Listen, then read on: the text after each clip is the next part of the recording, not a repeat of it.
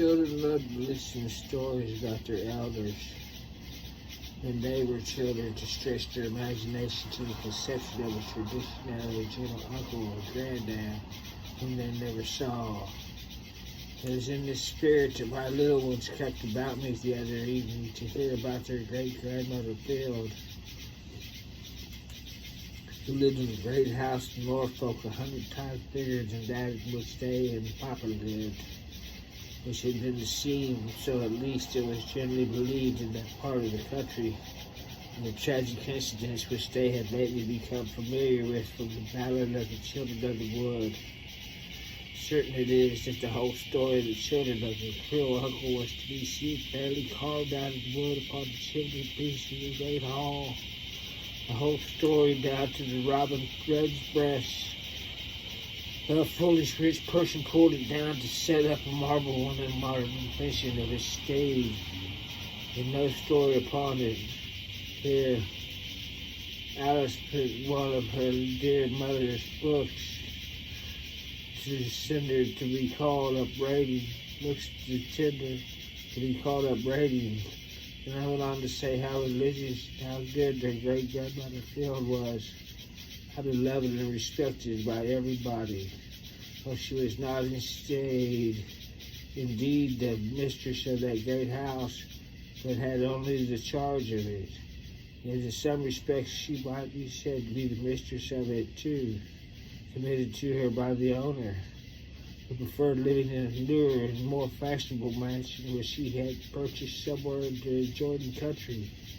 But still, she lived in it in a manner as if it had been her own, and kept up the dignity of the great house in the sort while she lived, while afterwards came to decay that was nearly pulled down, and also ornaments stripped and carried away to the owner's other house, where they were set up and looked at as awkward as if someone were to carry away the old tubes they had lately seen at the Abbey and stick them up in Lady C's tawdry gilt drawing room. Here John smiled as much as to say, that would be foolish indeed.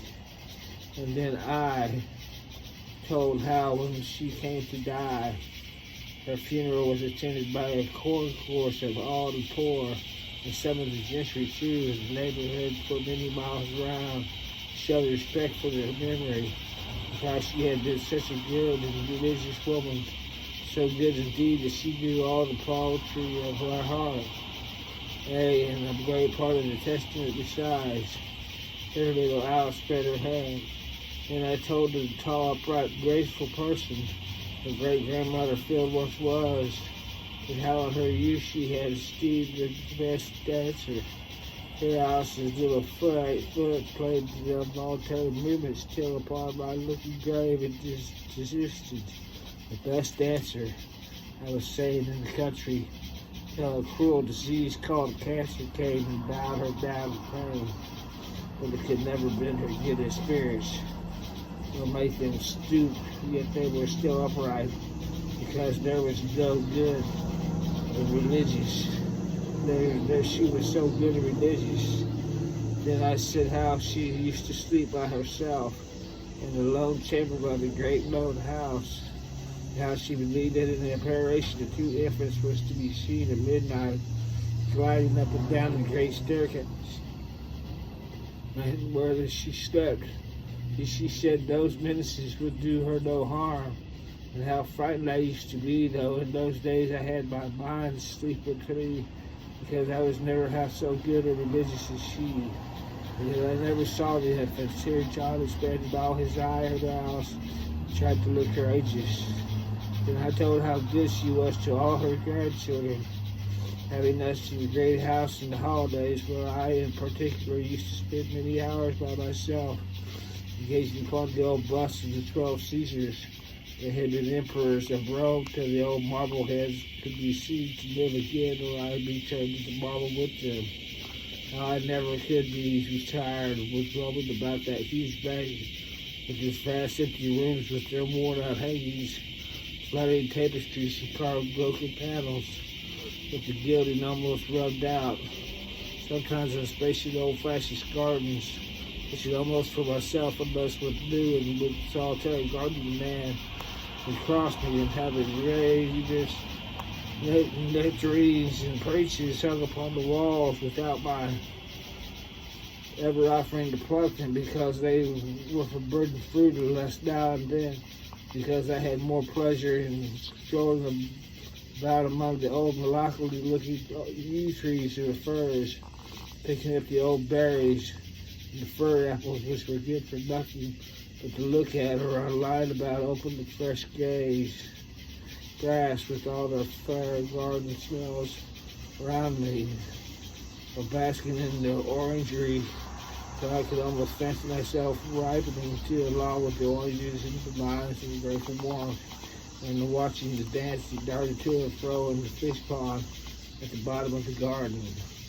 And here and there a great sulky pike hanging midway down the water in silent state, as if it mocked its end, pretending it frisky. I had more pleasure in these busy idle diversions than in all the sweet flavors of peaches, nectarines, oranges, and such like common baits for children.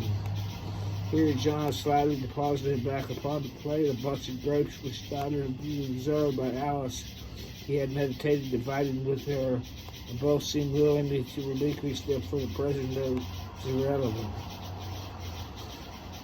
Then, in somewhat a more beside his tone, I told how through the great-grandmother Field loved her grandchildren, yet in a special manner she might be said to have her Uncle John L., because he was a handsome-spirited youth and a king to the rest of us. Instead of moping about in solitary quarters like some of us, he would mount the most murdersome horse he could get, when but an imp no bigger than themselves, and make it carry him half the country in the morning, and join the hunters when there was any out. And yet he loved the old great house and gardens too, and had so much spirit as he always pent up within their boundaries, and how their uncle grew up a man's estate, as brave as he was handsome, as to the administration of everybody, but to the great-grandmother Field most especially, and how he used to carry me upon his back when I was a lame-footed boy, for he was a good bit older than me in the mile when I could not walk for pain. Now in afterlife he became lame-footed too, and I did not always, I fear, make allowances enough for him when he was in pain, or remember sufficiently how considerate he had been to me when I was lame-footed, and how when he died, though he had not been dead an hour, it seemed as if he had died a great while ago. Such a distance there is betwixt life and death, and how I bore his death. And I thought pretty well at first, but afterwards it haunted me. And I thought I did not cry or take it to heart, as some do, as I think I would have done if I had died. Yet I missed him all day long, and knew not tell him how much I loved him. I missed his kindness, and I missed his crossness.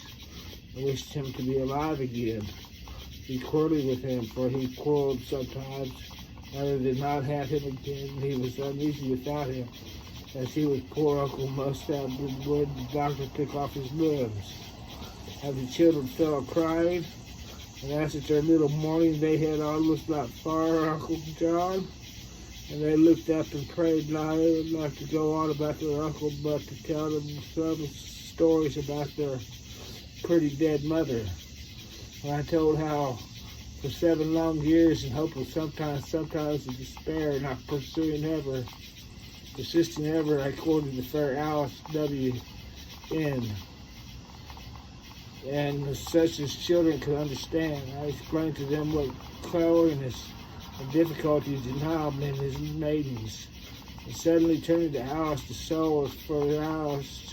First Alice out of her eyes with such a reality of presentment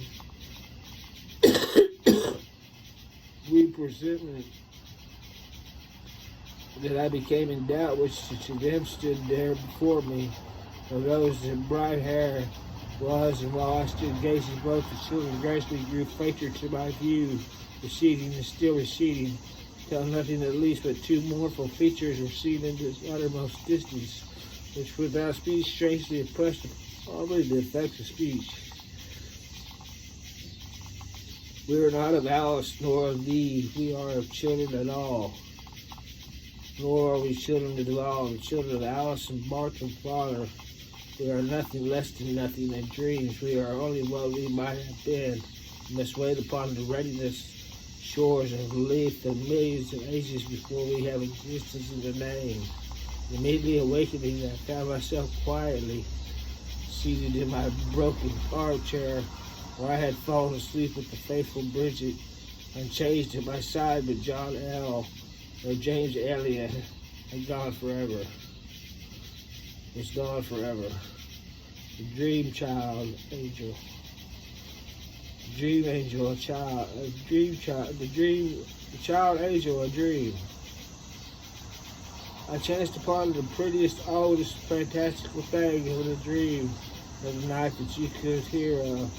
I had been reading of the loves of the angels and went to bed with my head full of the speculations suggested by their extraordinary legend. It had given birth to innumerable conjectures. I remember the last waking thought, which I gave expression to my pillow, was the sort of wonder that could come of it. I was suddenly transported how or whether I could scarcely make out into some celestial region. It was not the real heavens either, nor the downright Bible heaven, but a kind of fairyland heaven out of a poor man's human fancy. May have here or leave a sport of air itself, I hope without presumption. Methought that wild things dreams are, I presented what would you imagine as an angel's gossiping? Whether it came to how it came, or how it did it come, or whether it came purely of its own head, neither you nor I can know. But there lay sure enough, wept by little cloudy swaddling hands, the child angel. Sun threads, filmy beams ran through the celestial tapestry, and that seemed its priestly cradle. All the winged orders hovered around, watching when the newborn should just open its yet closed eyes, which when it did, first one and then the other, with a solicitude and apprehension, yet not such as stayed with fear and dense and expanding eyelids of mortal of infants, but as the explorer's path in these unhereditary palaces, but an inexhaustible titter that times spared not celestial visages, not wanted nor to my wrong seeming of the implacable somethingness of dreams, vows of the shattered nectar, which mortals candle below, which mortals candle call below. Not were wanting faces of female ministers, stricken in years as it might seem, so dexterous were the souls heavily with tenderness to counterfeit kindly similitude of earth to greet with terrestrial childless the unpresent which earth had made in heaven. Their celestial harpings heard not in full sympathy as those by which the spirits were tired or tutored, but as loudest instruments on earth speak oftentimes muffled, as to accommodate their sound the better to meet the ears of the imperfection born, and with the noise of those subdued soundings of the angels sprang forth, fluttering its rudiments of poignage, but forthwith flagged and soon recovered into the arms of those full-winged angels. And a wonder it was to see how so years went round in heaven. A year in dreams is in the day, continually in his side shoulders put forth buds of wings, but wanting the perfect angelic nourishment. And on this sworn of its offspring, firing its full fluttering, it fell fluttering, still caught by the angel hands, forever to put forth shoots and to fall fluttering, because its birth is not the unmixed vigor of heaven. And the name was given to baby angel, and it was called the Greek Urania, because of the production of the earth and heaven. And it could not taste of death by reason of its adoption into immortal palaces, but it was to know weakness and radiance and shadow of human peculiarity, and it went with a lame gait, but in its goings it exceeded all mortal children in grace and swiftness. When pity first sprang in its angelic blossoms, and yawning like the humans touched them to the side of the immortal lame one. And with pain did then first these intuitive essences with pain and strife to their natures, not greed, put back their bright intelligence and reduce their natural minds, filling them to degrees to shower their purposes to adopt their blessings through gradual elimination, as must needs be in the self-earthborn, and what initiative notices they cannot repel by reason that their nature is to know all things at once. And half heavenly knowest, like the better part of nature aspired to receive of its own understanding, and also humility and aspiration went at ever paced in the instruction of the glorious anthem. But by the reason of the master, humanity is too gross to breathe the air of that superstitial region. His portion was as is to be a child forever. And because the human part of it might not give in to the heart and inwards of the palace of its adoption, these full-mattered angels tended to be turns in the purpose of the palace, or were shady groves and rivulets like green earth from which it came. So love with voluntary humility waited upon the entertainment of the new adopted. Is that right? You know, in heaven, judged by angels. In marriage years rolled by, rolled round in the dreams, time is nothing, and still it kept him to keep perpetual childhood, and to keep perpetual childhood is the chamber of changes that with childhood upon her, it still goes lame and lovely. By the banks of the river Pison is seen, lone sitting by the grave of the terrestrial Ada, whom the angel Nadar loved and child, but not the same as I saw in heaven. A mournful hue overcast its lineaments, nevertheless correspondency is between the child and the grave, and the celestial orphan when I saw above, and the dimness of the grief upon the heavenly is a shadow of the emblems of that which stays the beauty of the terrestrial, and this correspondency is not to be understood but by dreams. And in the archives of heavens, I had graved to read how at once the angel Nadar, being exalted to his place for mortal passion, and springing from the wings of parental love, says power and parental love, for a moment to suspend the irrevocable law, appeared for a brief instant in the station, and depositing a wondrous birth, straightway disappeared, and the palace knew him no more. And this charge was the self-same babe who goeth lame and lovely, and the da seeking for a river Pison. My father is Lucifer. That's the end of that book.